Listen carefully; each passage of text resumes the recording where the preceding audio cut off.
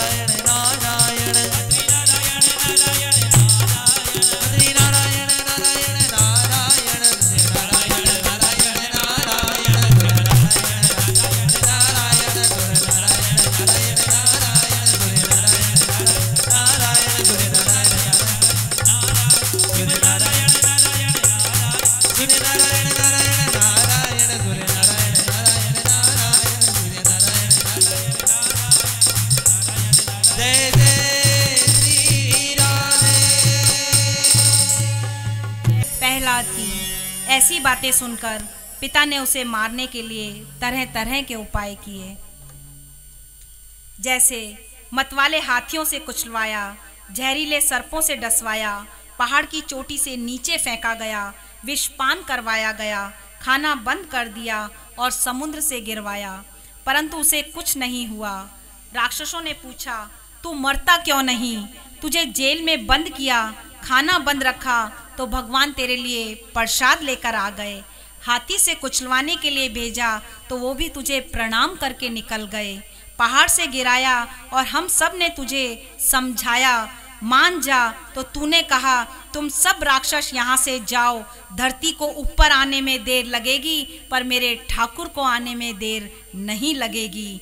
माँ के दूध में जहर को मिलाकर तुझे पिलाया तो तूने ठाकुर को कहा कि तुमने माँ का दूध इस तरह नहीं पिया होगा, और उनको भोग लगाया तो वह जहर भी अमृत हो गया। और तेरी खतरनाक होलिका बुआ तो कहती है, लाओ इसे मुझे दे दो, मैं इसे जला दूंगी। ये बुआ होलिका बड़ी खतरनाक है, वरना बुआ तो पुआ खिलाती है और ये बुआ जलाती है। और होलिका बुआ ले बैठी प्रहलाद को अग्नि के ऊपर, लेकिन अग्निदेव भी प्रहलाद के तप को शांत न कर सके। प्रहलाद के तप ने उसे बचा लिया।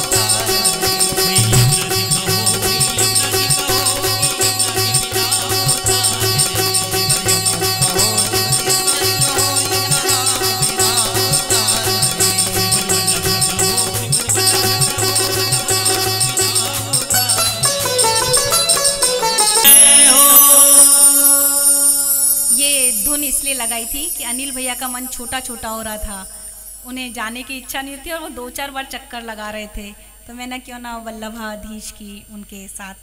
चलो ये अपन प्रहलाद चरित्र में चल रहे थे।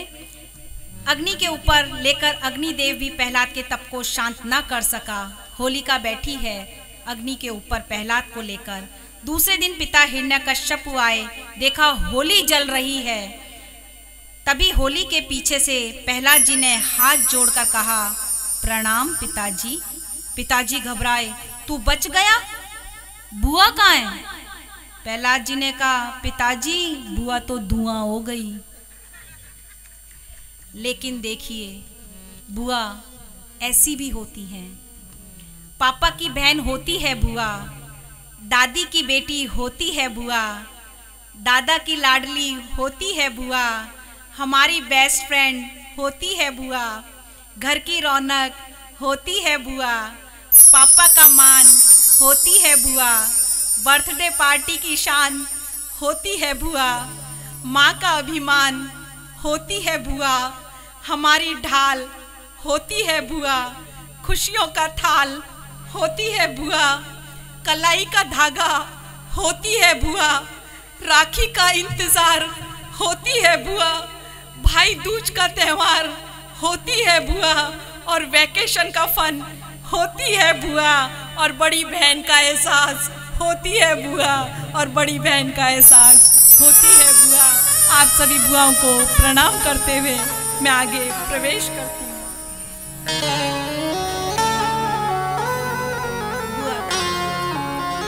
होलिका के जलने के पश्चात पश्चाताप करता हुआ हिरण्यकश्यपु महल पहुंचा तो गुरुदेव ने कहा, इसे मेरे पास गुरुकुल में भेज दो, मैं इसे सुधार दूंगा। अब प्रहलाद को गुरुकुल में भेजा गया। एक दिन गुरुजी थोड़ी देर के लिए बाहर क्या गए, बस सभी राक्षस पुत्रों ने प्रहलाद को घेर लिया और प्रहलाद जी कूदकर मंच पर चढ़ गए। मंच पर चढ़ते ही असुर बालकों ने उसे घेर लिया और कहा, प्रहलाद तू बड़ा जादूगर है, भाई रिद्धि सिद्धि हमें भी सिखा दे, हमें भी कुछ बता दे। भाई प्रहलाद तू तेल में तलता नहीं, सांप तुझे काटता नहीं, जेल में तू मरता नहीं, हाथी से तू कुचलता नहीं, पहाड़ से तू गिरता नहीं, हमें भी कुछ ऐसी ट्रिक सिखा दे। प्रहलाद ने कहा, तो लो चलो अभी सिखा देता हूँ। बोलो सब एक साथ, श्रीमन नारायण नारायण।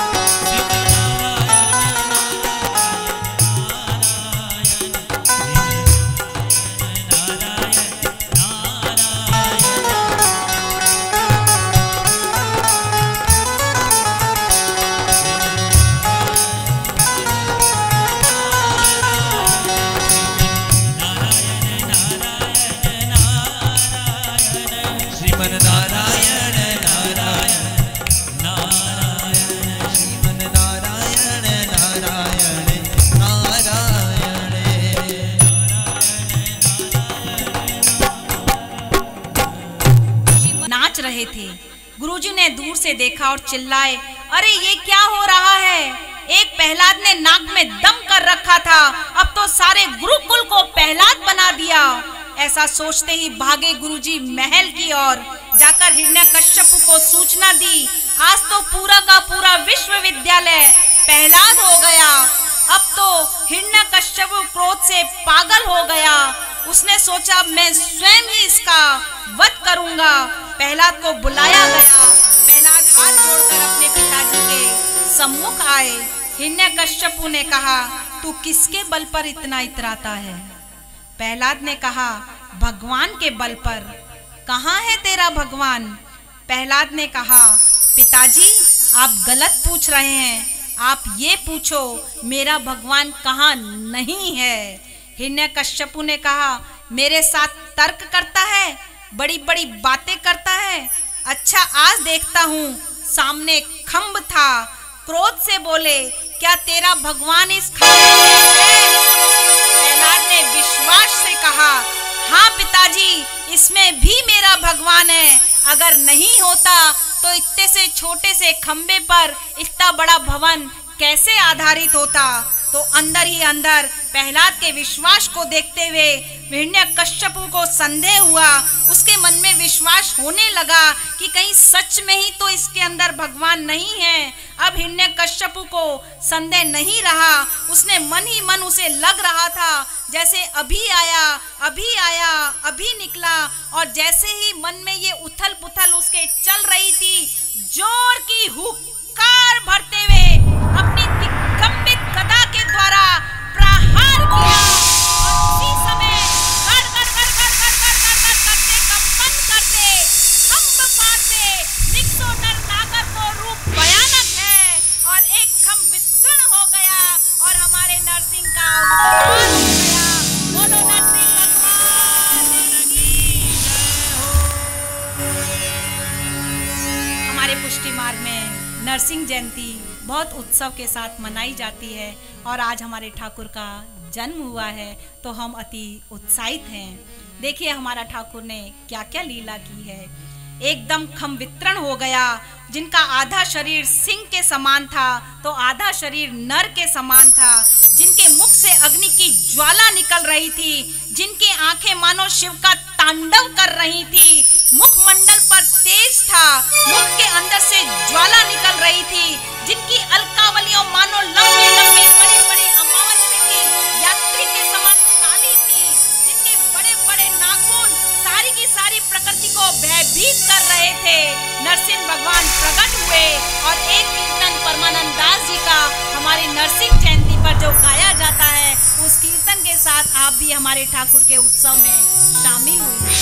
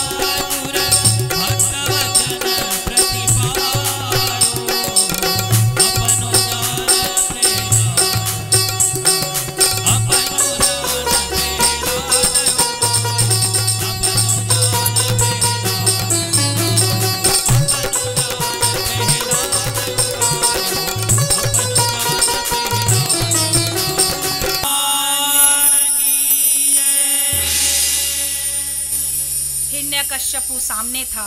भगवान ने उसे पकड़ लिया और कहा, तूने कहा था ना 12 महीनों में से एक भी मास में मैं न मरूं तो ले मैं पुरुषोत्तम मास में तुझे मारता हूँ। तूने कहा था ना मैं घर में मरूं ना बाहर मरूं, ले मैं तुझे देली पर मारता हूँ। तूने कहा था ना आसमान में मरूं ना धरती में मरूं, ले तुझे अपनी गोद में लेटाता हूँ। तूने कहा था ना दिन में मरूं ना रात में मरूं, तो ले सायकाल का समय लेता हूँ। तूने कहा था ना जड़ में मरूं ना चेतन से मरूं, तो ले मैं नाखून से मारता हूँ। ये जड़ भी है और चेतन भी है। सीमित मात्रा में काटो तो ये जड़ है और असीमित मात्रा में काटो तो ये चेतन है। ना जानवर ना नर से मरूं तो ले मैं नरसिंह का अवतार लेता हूँ। और भगवान ने नरसिंह ने अपने तीखे तीखे बड़े बड़े नाखूनों से उसका उदर विच्छेद कर दिया। उसमें से उसे हृदय में से कुछ ढूंढने लगे। तो भक्त कहते हैं कि भगवान उसके हृदय को विच्छेद कर कर ढूंढ रहे थे कि इसके हृदय में ऐसा कौन सा पुण्य है कि उसको प्रहलाद जैसा पुत्र प्राप्त हुआ है। तो कुछ लोग कहते हैं कि भगवान उसके हृदय में से ये ढूंढ रहे थे कि इसके हृदय में मेरे भक्त की जगह नहीं होती है, उसके हृदय को तो फाड़ ही देना चाहिए। और भगवान तांडव करने लगे। सारी धरती कांपने लगी। सारे देवता भगवान के इस रूप के दर्शन को आज चले हैं, लेकिन सब डर रहे हैं, क्योंकि वह भगवान के मुख के दर्शन कर रहे हैं, उसमें से आग निकल रही है। और प्रहलाद जी नाच रहे हैं, क्योंकि वो भगवान नरसिंह जी के चरण के दर्शन कर रहे हैं और उसमें नुपुर बंधे हैं। दर्शन ने रस का भेद बदल डाला है। सारे देवता भगवान नरसिंह के दर्शन करने चले, पर सब डर रहे हैं। सब मिलकर लक्ष्मी जी के पास जाते हैं कि आप नारायण की पत्नी हो, अतः आप आगे आगे चलें तो हम आपके पीछे पीछे चलें। लक्ष्मी जी ने कहा, देख नहीं रहे हो अभी प्रभु ऑफ मूड में हैं। ऑफ मूड में तो मैं बात तो क्या सामने भी नहीं जाती। अब जब लक्ष्मी जी ने हाथ ऊपर कर दिए तो सभी देवता अब प्रहलाद जी के पास गए और प्रार्थना की, आप आगे चलें, हमें प्रभु के दर्शन करवाएं। प्रहलाद जी ने कहा, हाँ हाँ चलो चलो। आज भक्त प्रहलाद सभी देवताओं के आगे चल दिए हैं और सभी देवता भक्त प्रहलाद के पीछे पीछे चल दिए हैं। प्रहलाद को देखते ही भगवान की आंखों में से आग की जगह आंसू आ गए। आंसू निकल पड़े हैं आज मेरी ठाकुर की आंखों में से। और प्रहलाद जी को हाथों में उठाकर गोदी में बैठाया है और उनको प्यार से पुचकारा है, उनके लाड लड़ाए हैं, जीभ से उन्हें चाटा है और उनसे क्षमा मांगने लगे हैं, क्षमा मांगने लगे हैं। अरे मेरे बच्चे, मैंने आने में देर कर दी, अरे मेरा बच्चा मुझे माफ़ कर दे, मुझे माफ़ कर दे। भगवान ने पूछा है, अब बता तू क्या चाहता है। प्रहलाद ने कहा, आपको चाहता हूँ बस। भगवान ने कहा, हंसी मत कर, ये सब जो बाहर खड़े हैं इनको तो बताना ही पड़ेगा ना, ले मुझसे कुछ मांग ले। तो प्रहलाद ने क्या मांगा है सुनिएगा कि जब तक ना मिलो प्रभु, मैं तब तक आपको कामी की तरह चाहूं और लोभी की तरह तिजोरी में बंद कर लूं, बस मैं आपसे यही मांगता हूं। और भगवान ने तथास्तु कहा और अंतर ध्यान हो गए। बोलिए प्रहलाद भगवान की। अब हम वामन अवतार में प्रवेश करें तो वामन के पद के साथ आप वामन के अवतार में हम प्रवेश करते हैं। फिर वामन अवतार किस तरह से बलि को छला उसके विषय में कुछ चर्चा।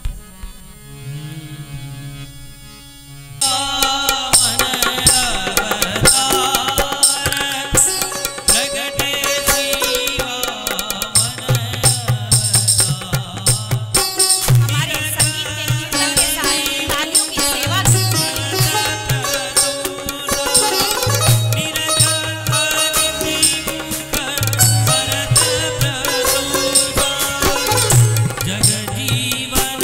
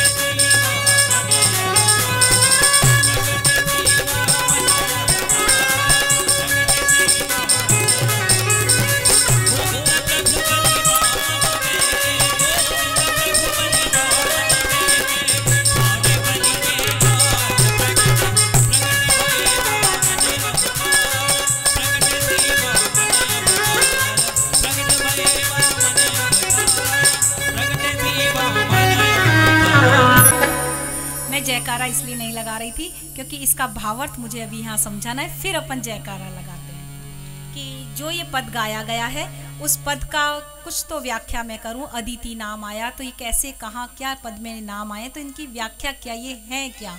तो अब हमारी कथा जो कहती है उन दोनों को मिलाते हुए, भागवत की कथा को और इस पद को मिलाते हुए मैं इसकी व्याख्या का एक थोड़ा सा प्रयास करती हूँ। वामन अवतार।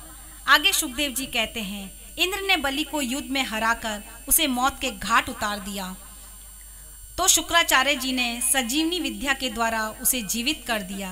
बलि ने तीनों लोकों पर अपना अधिकार कर लिया और 100 अश्वमेघ करने के से बलि का यश तीनों लोकों में फैल गया। अदिति को यह जानकर बड़ा दुख हुआ कि दैत्यों ने स्वर्ग पर अधिकार कर लिया है। अब कोई मुझे ये बताएगा, पद में भी आया है, मैं भी नाम ले रही हूँ, ये अदिति कौन है? पद में गाया गया है जी, बिल्कुल सही है। और यहाँ ये लाइन मैंने पढ़ी कि अदिति को यह जानकर बड़ा दुख हुआ कि दैत्यों ने स्वर्ग पर अधिकार कर लिया है। इसके आगे और बढ़ती हूँ, शायद कुछ याद आ जाए। कश्यप जी द्वारा अदिति को पियो व्रत का पालन करवाया। 12 मंत्र श्री नमो भगवते वासुदेव का उच्चारण करवाया। और आगे बढ़ती हूँ, माता अदिति का प्रियोव्रत पूरा होने पर भगवान वासुदेव ने उन्हें साक्षात दर्शन दिए। मैंने माता लगाया है। माता अदिति ने उन्हें प्रणाम किया। बोले, देवताओं की जन्मदाता अदिति, अब आ गई लाइन, देवताओं की जन्मदाता अदिति, मैं तुम्हारी इच्छा जानता हूँ, परंतु इस समय राजा बलि पर विजय प्राप्त नहीं की जा सकती।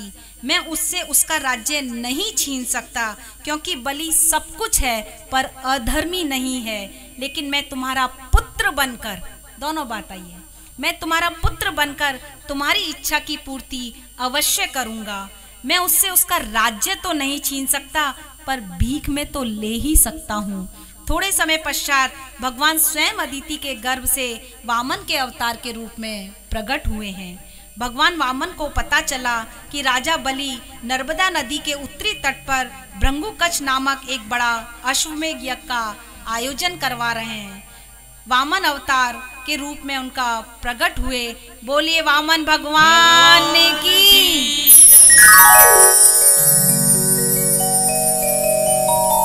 तो भगवान ने अन्नपूर्णा जी से खप्पर मांगा और वामन के रूप में यज्ञशाला में प्रवेश किया। राजा बलि ने आज तक ऐसा ब्राह्मण नहीं देखा था जिसके मुख पर इतना तेज था कि देखे बिना, प्रभावित हुए बिना नहीं रहा जा सकता था। राजा बलि ने हाथ जोड़कर वामन जी का स्वागत किया और कहा, मेरे जन्म जन्मांतर के पुण्य के फल हैं कि आपने यहाँ आकर मुझ पर कृपा करी। आप क्या चाहते हो? यदि आप गृहस्थ में प्रवेश करना चाहते हो तो मैं अप्सराओं की लाइन लगा देता हूँ। आप भवन, महल, खेत आदि चाहते हो तो आपकी जो भी अभिलाषा हो मैं उसे पूरा करना चाहता हूँ। याचक की याचना जाने बिना और यह कह देना, यह बोल देना कि क्या लोगे, क्या चाहिए, ये कोई साधारण बात नहीं है, लेकिन प्रहलाद के पुत्र के लिए ये कोई बड़ी बात भी नहीं है। भगवान वामन ने कहा, मुझे कुछ नहीं चाहिए, मुझे तो सिर्फ 3 पग भूमि दे दो राजन। राजा बलि ने पग देखे तो 1 नंबर का जूता भी बड़ा पड़े, तो ऐसे में 3 पग ही भूमि। हे ब्राह्मण, इतनी सी भूमि में तुम ना तो ठीक से लेट सकते हो, ना ठीक से बैठ सकते हो, थोड़ी ज्यादा मांग लो। भगवान वामन ने कहा, बस एक बार कह दिया सो कह दिया, 3 पग भूमि ही चाहिए, 3 पग भूमि ही चाहिए। आज पहली बार ऐसा दरबार लगा था। देने वाला कहता था और ले लो, लेकिन लेने वाला कहता था बस इतना ही चाहिए। लेकिन शुक्राचार्य जी ने दाढ़ी पर हाथ रखते हुए सोचा, ब्राह्मण और संतोषी, ये कैसा ब्राह्मण है जो लेने से मना कर रहा है। बहुत सोचा, समझ नहीं आया तो ध्यान लगाया देखूं कौन का बेटा है, ऐसा कौन ने पैदा कर दियो कि चाहिए ही नहीं। ध्यान लगाते ही तो देखा और उछल कर कूद कर बलि के पास पहुंचे। अरे बलि रुक जा, इसे कुछ मत देना, मैं तो सोच रहा था ये किसका बेटा है। अरे ये तो सबको बाप आ गए हो है यहाँ पर। आज बलि फंस गया था। ये नारायण स्वयं भगवान है, इसे कुछ मत देना। शंख चक्र गदा लिए स्वयं नारायण है और शुक्राचार्य ने माथा पीट लिया। राजा बलि ने कहा, अच्छा ये नारायण है? और बलि की आंखों में आंसू बह चले। जय हो जय हो जय हो गुरुदेव तुम्हारी। मेरे सामने गोविंद खड़े थे और तुम्हारे बताए बिना गुरुदेव मैं गोविंद को नहीं पहचाना।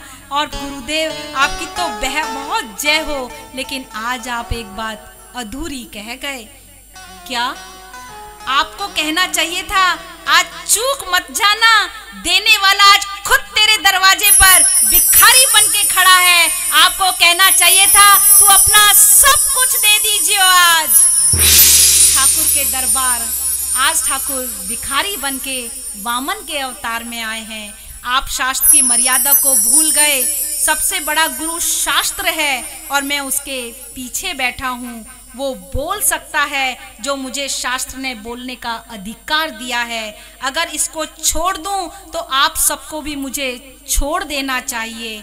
शुक्राचार्य ने क्रोध में श्राप दे डाला, हे बलि तूने मेरी बात नहीं मानी, तेरा सब कुछ नष्ट हो जाए। और तो ये सुनते ही श्राप को बलि आज नाच उठा है। वाह वाह गुरुजी, मैं तो अपने लालच में धोती कुर्ता कुछ बचा भी लेता, लेकिन अब आपका श्राप कुछ बचने नहीं देगा। ये अंगूठी वंगूठी थोड़ी बहुत बच भी जाती, लेकिन अब आपका श्राप ये बचने नहीं देगा। आज ये सब मैं ठाकुर को दे दूंगा। क्या बात है गुरुजी। बलि ने कहा, वामन जी अब तो आपकी पोल खुल गई है, अब कुछ और मांग लो। भगवान ने कहा, नहीं, कह दिया सो कह दिया। 3 पग भूमि तो 3 पग भूमि। जैसे ही संकल्प का जल छोड़ा, वामन ने अपना विस्तार कर लिया। 2 पग से 2 लोक नाप डाले और तीसरे चरण को लेकर खड़े हो गए। पूछा, कहाँ रखूं? बलि ने भी कह दिया, इंतजार करो, अब जब मन होगा तब बताऊंगा कहाँ रखो। थोड़े मेरे चक्कर में फंसे हो। आपने अगर भगवान का इस चित्र के दर्शन किए हैं तो भगवान पैर रखे हुए खड़े हैं और बलि हाथ जोड़े खड़ा है। सिर पर पैर जल्दी से बलि ने रखवाया नहीं है, लेकिन प्रहलाद ने कहा, नहीं बलि, हरि को इंतजार मत करवाना। अतः बलि ने हाथ जोड़कर कहा, आप अपना तीसरा पग मेरे सिर पर रख दो प्रभु। और प्रभु ने तीसरा पग उसके सिर पर रख दिया। भगवान ने खुश होकर कहा, तेरा मनवंतर में अगला इंद्र तुम बनोगे, ऐसा आशीर्वाद दिया और अंतर ध्यान हो गए। आज बलि को और भगवान वामन को हम सब नमस्कार करते हैं। अब बोलिए वामन भगवान की।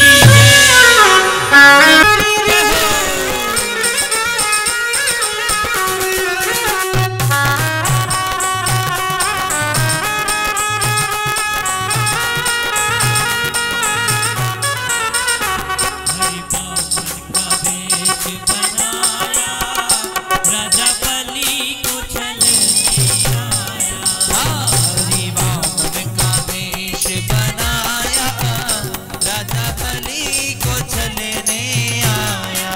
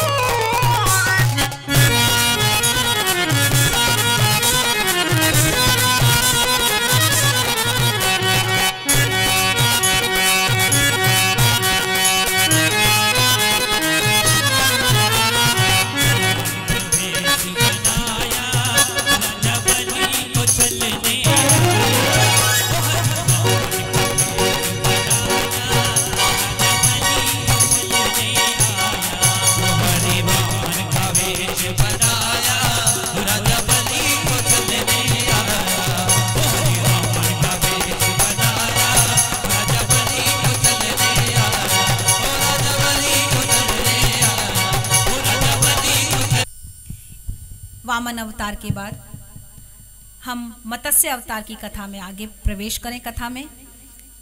इसके बाद कथा का विश्राम, और उसके बाद जो भी यहाँ बैठे हैं उन्हें सजा तो नहीं कह सकती, लेकिन ठाकुर के आगे नाचने के लिए आमंत्रित होने के लिए अवश्य कह सकती हूँ।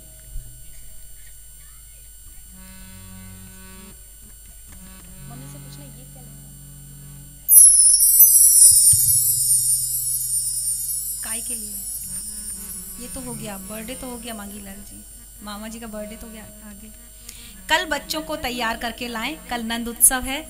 ये पर्ची आई है तो सभी अपने अपने बच्चों को, बाल गोपाल को गोपी भाव से आप सब भी आए। सबसे बड़ी बात है पीलिया पहन के आए, सब कल यशोदा मैया बन के आए। हमारे लालन का कल जन्मोत्सव यहाँ मनाया जाएगा। जैसा भी हो, जैसी भी अपने पास सुविधा हो, अपने सबके पास होती है। हमारे लालन के जन्मोत्सव की तैयारी कल हम करेंगे, तो आप सब पीलिया पहन कर आएँ। कोशिश करें, कोई बाउंडेशन नहीं है, लेकिन जितना हो सके हम पीलिए में आए, एक यशोदा मैया के भाव से। फिर इसमें मेरे पास पर्ची आई है, कल अपने अपने बच्चों को तैयार करके भी लाएं, तो वो थोड़ा उधम मचाएं, थोड़े ग्वाल बाल के साथ आएँ, थोड़े माखन मिश्री के साथ आएँ।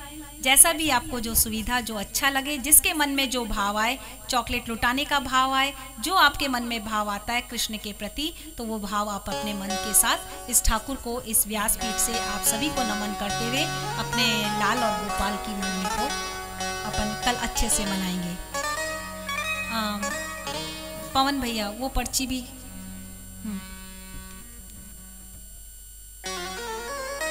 इसमें क्या कहना?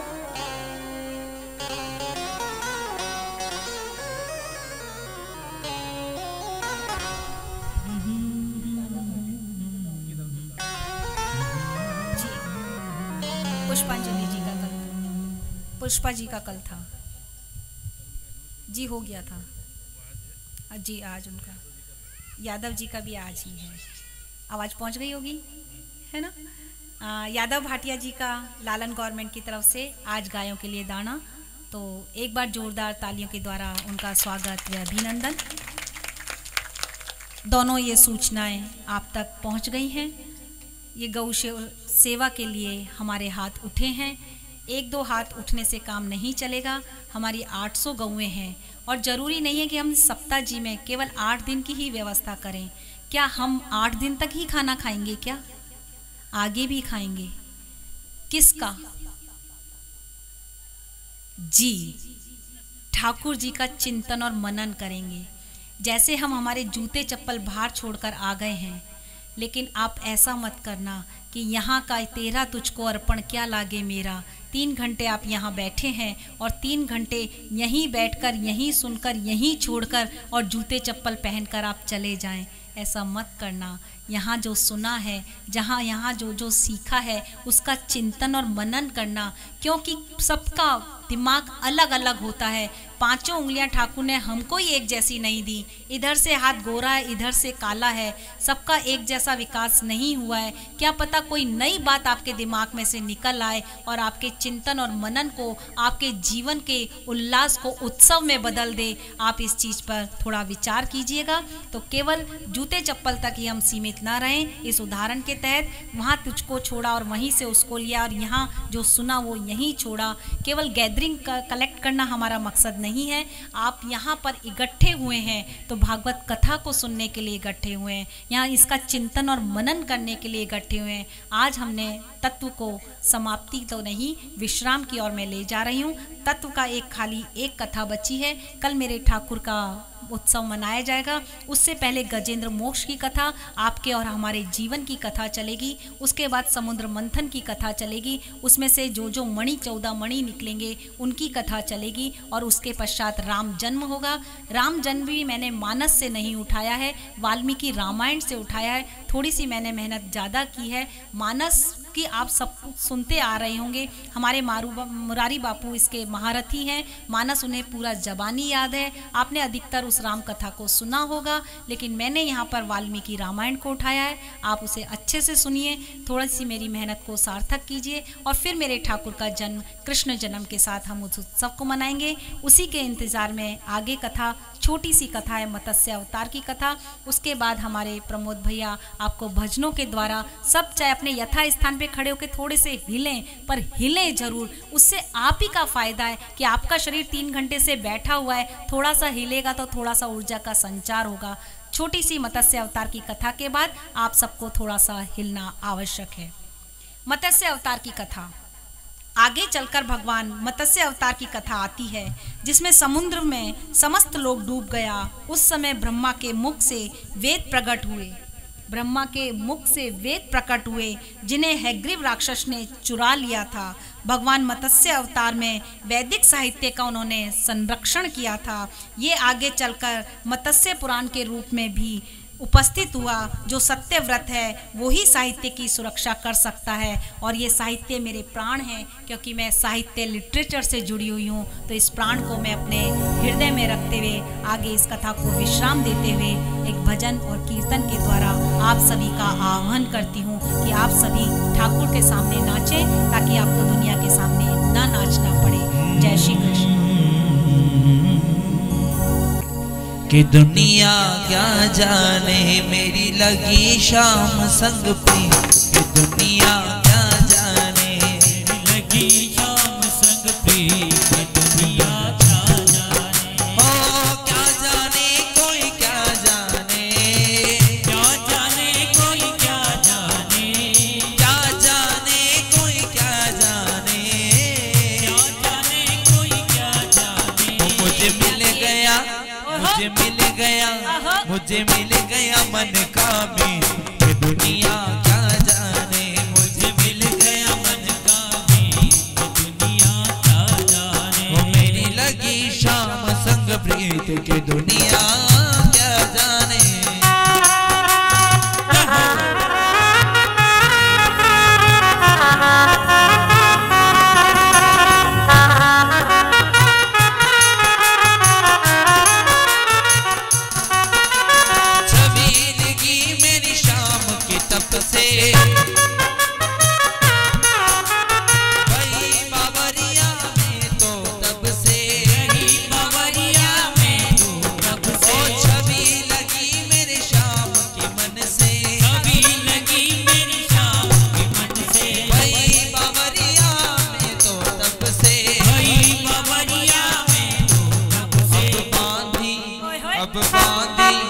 अब बांधी प्रेम की डोर, दुनिया क्या जाने। अब बांधी प्रेम की डोर, दुनिया क्या जाने। ये कैसी पागल प्रीत, की दुनिया क्या जाने। कैसी पागल प्रीत, दुनिया क्या जाने। अभी लगी मेरे शाम की तब से, अभी लगी मेरी शाम की तब से। भाई बाबरिया में तो तब से, भाई बाबरिया में तो तब से।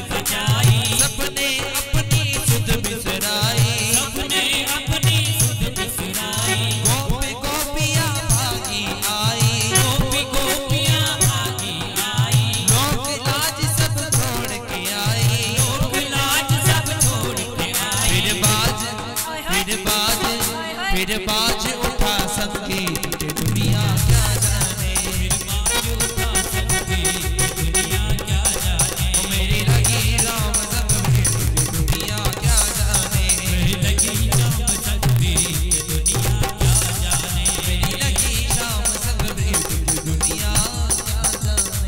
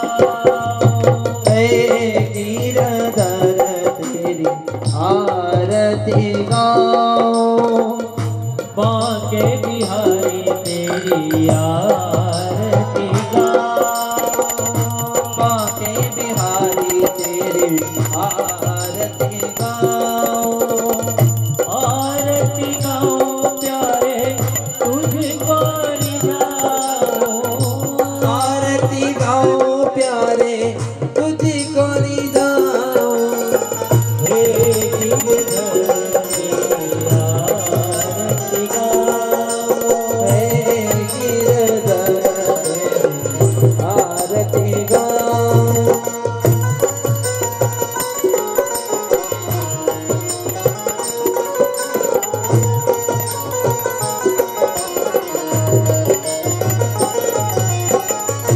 मोर मुकुट वाके शीश पे सोए, मोर मुकुट जाके शीश पर सोए, मोर मुकुट वाके शीश पे सोए, मोर मुकुट जाके शीश पर सोए, प्यारी बंसी मेरो मन मोहे, प्यारी बंसी मेरो मन मोहे,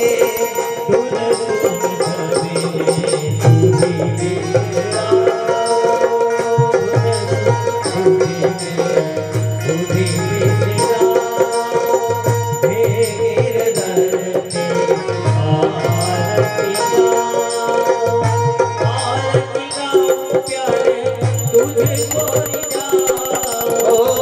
आरती गाओ प्यारे तुझको रिझाओ, बाके बिहारी तोरी आरती गाओ। संग सोहे विषभानु दुलारी, संग सोहे विषभानु दुलारी, संग सोहे विषभानु दुलारी, संग सोहे विषभानु दुलारी।